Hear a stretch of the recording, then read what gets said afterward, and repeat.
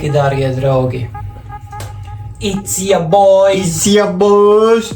Boys are back! Biz back! Tātad, visiem tiem, kurus interesē, iepriekšējā storija galvenais antagonists bija Kristofers Vats.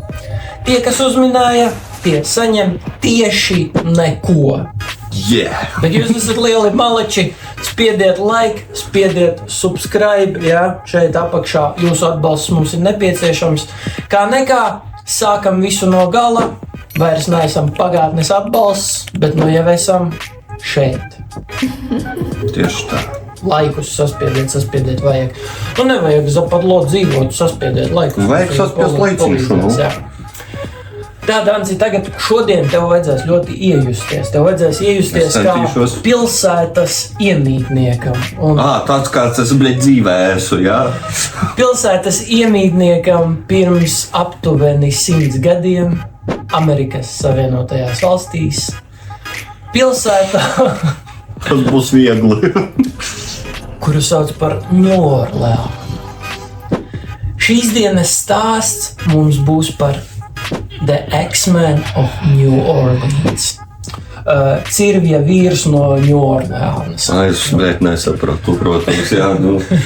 Tādā augstākā angļu valoda tikko notika, priekš profesoriem. Šī ir viena no skaļākajām Amerikas Savienoto valstu un tieši New Orleans slepkavības sērija veida slepkavības lietām, kura līdz pat mūsdienām nav atklāta. Tātad 1918. gads New Orleans. Pilsēta, kurā nakts dzīve tā īsti nekad neapstājās.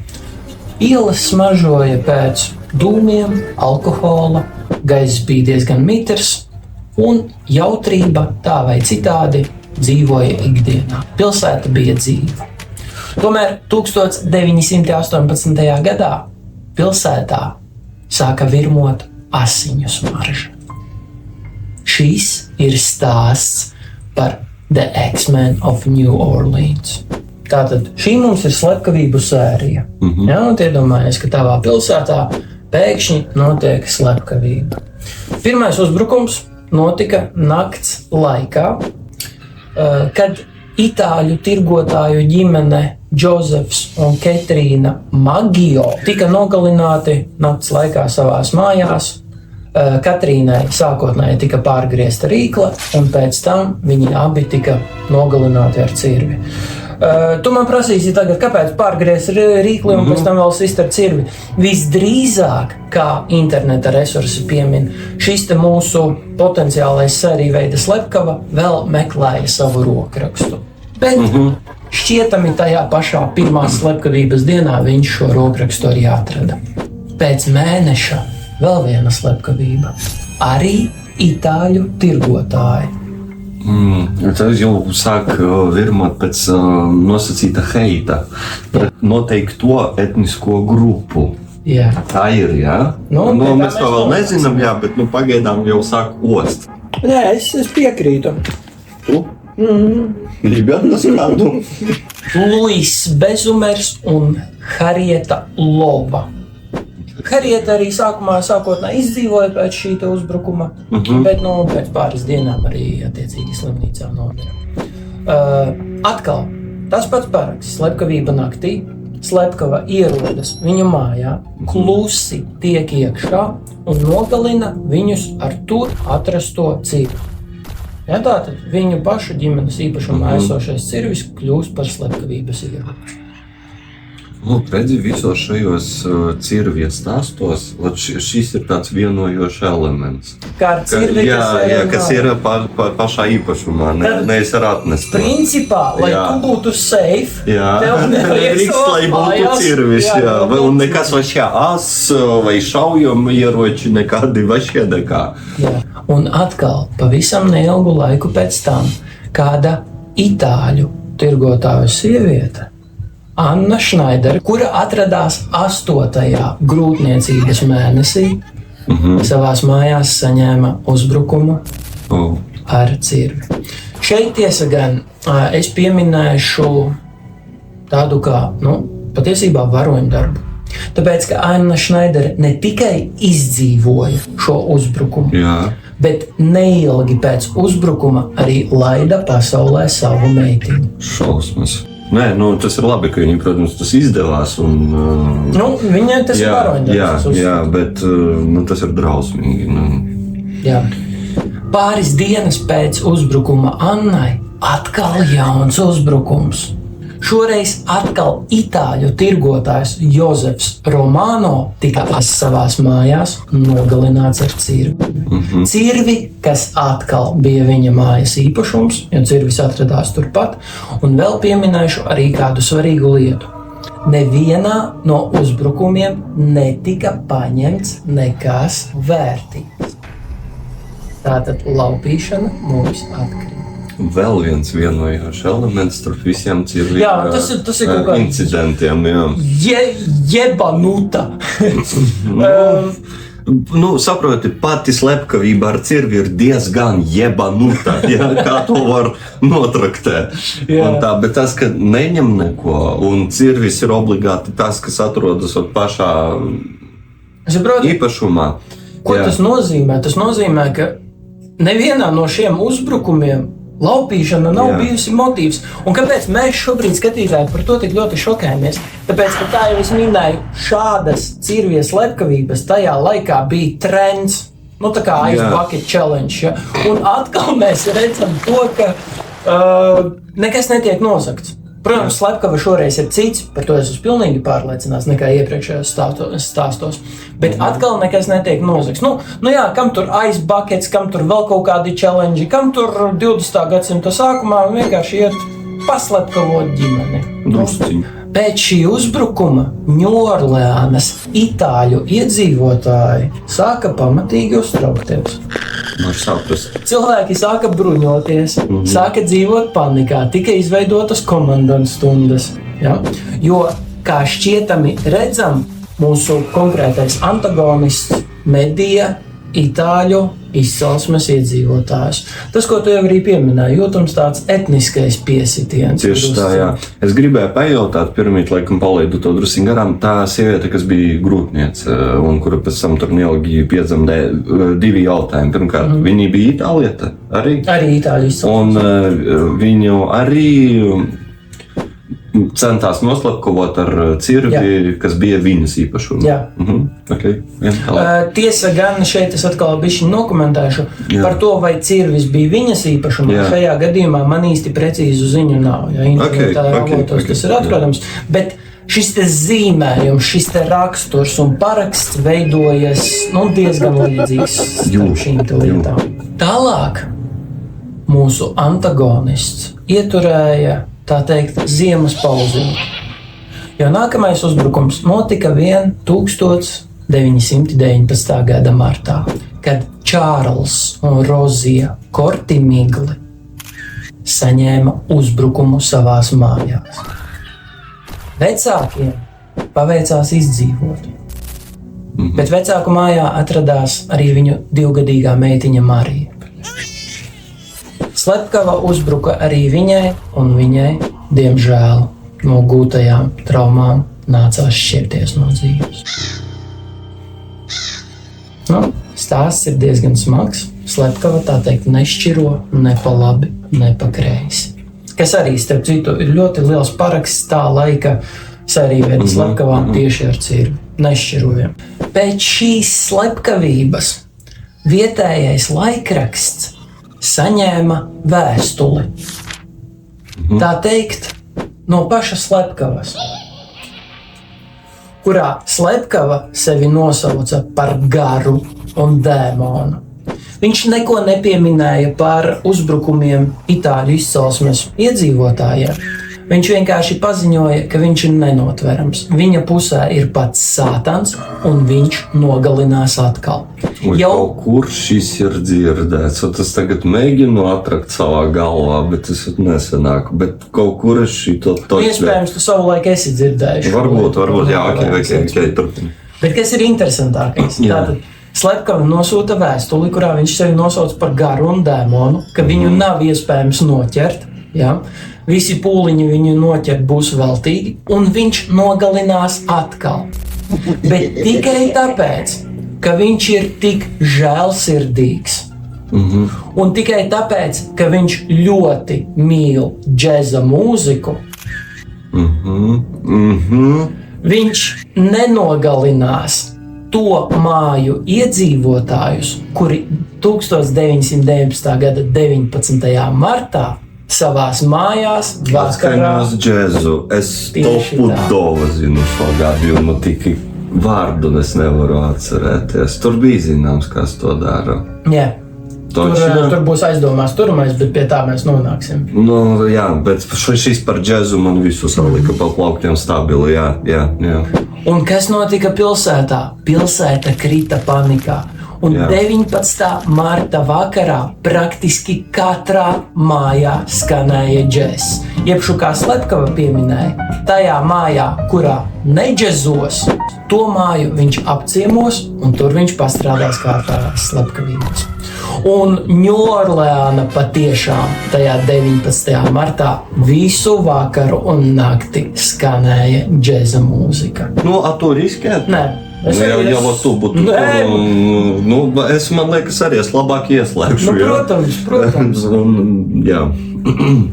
Jā, bet tas ir tāds augsts izteikts jibanutisma līmenis, un šī tik atklātu, tā teikt, raksturu lielumu vismaz manos piedāvātajos storijos Slepkava vēl par sevi nav sniedzis.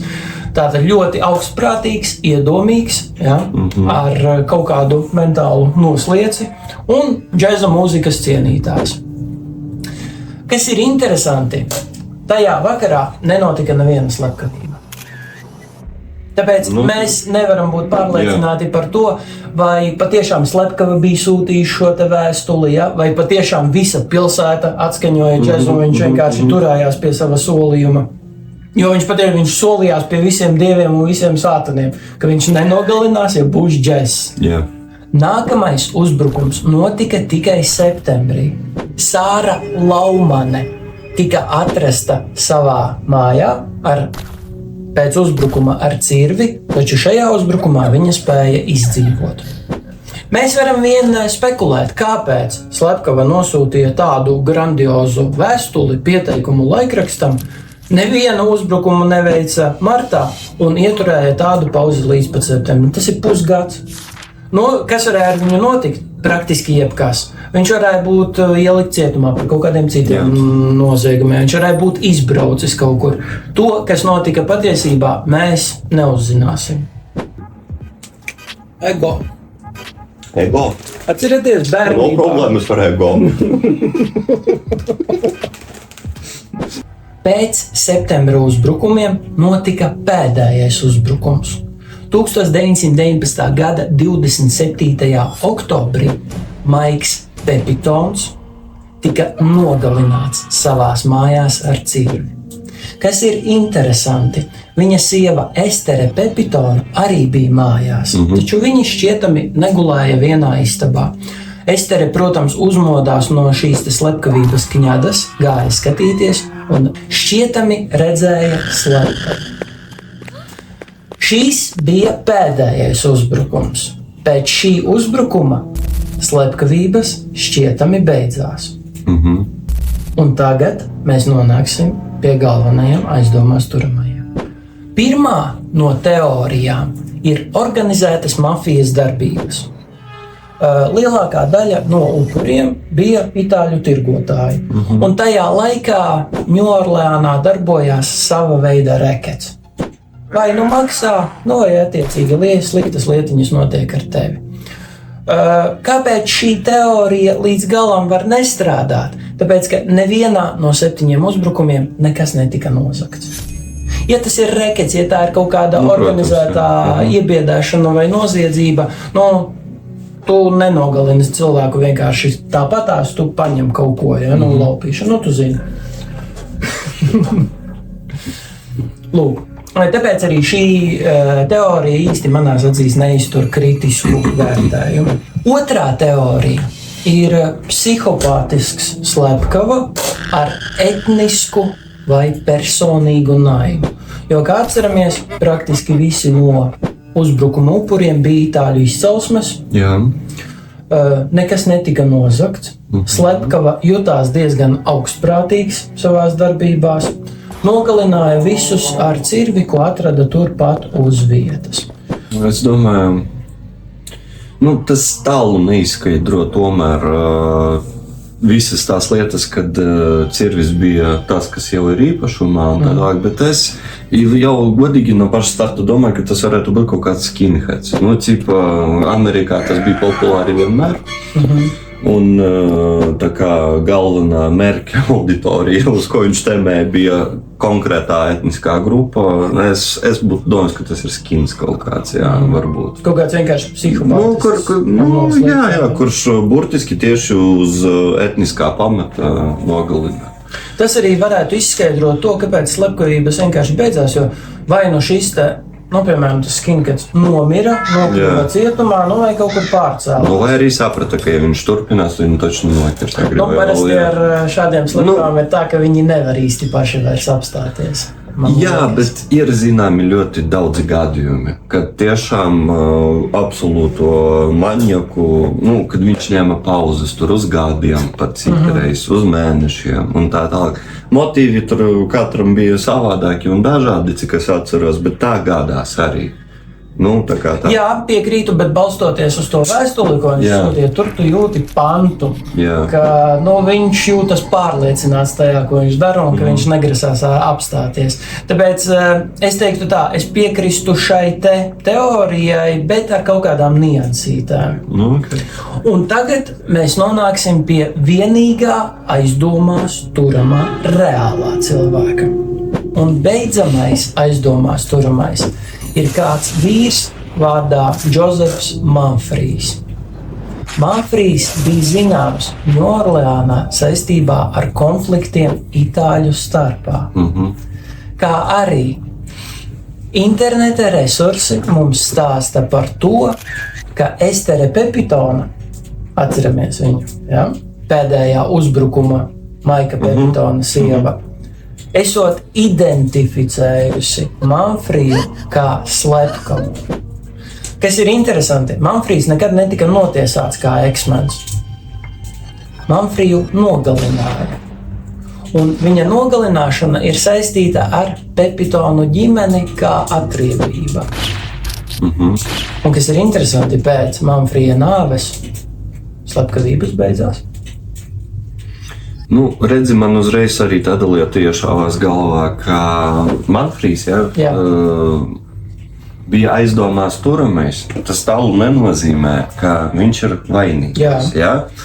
Taču, ja kāda ģimene, kā atriebību izvēlējās slepkavību, laikam tomēr bija kaut kāda izteikta pārliecība par to. Mēs nevaram laikam spriest kāda tieši, vai varbūt tu tūlīt nopaļīsi kāda, bet man šķita liekas, ka visdrīzāk tas saka par to, ka tā tas arī bija pie tam, ka slepkavības pārtraucās, beidzās, tad, kad nomira Manfrijs. Jā. Diezgan spēcīgs aizdomās turamais, tiesa gan, kā jau minēju, nekad netika notiesāts. Saistībā ar šo. Varbūt netika notiesāts tieši tāpēc, ka viņu nogalināja. Tāpēc, ka jau tur nebija ko notiesāt. Jā. Tas ir arguments. Tas ir arguments bez bazarām. Ņūorleānas eksmēna lieta beidzās bez tiesas sprieduma. Viņa beidzās ar klusumu.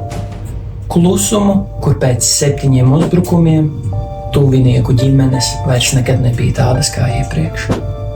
To, kā bija patiesībā un kurš bija īstais vaininieks, mēs iespējams nekad vairs neuzzināsim. Mēs esam šeit.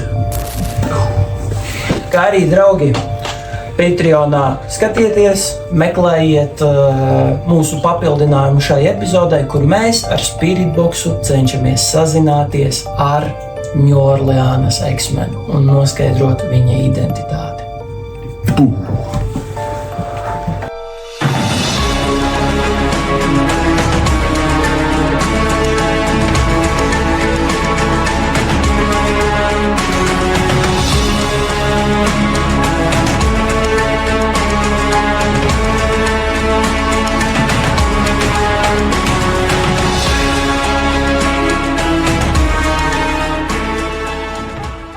man liekas, tavi mīļākie, bļēc, stāsti no true crime ir tur, kur slepkavs nav zināms. Man liekas, kaut kur dziļi iekšā Dagnijas dzīvo tā cerība. Es ceru, ka viņi nenokiro, viņš tikai to atkārtos.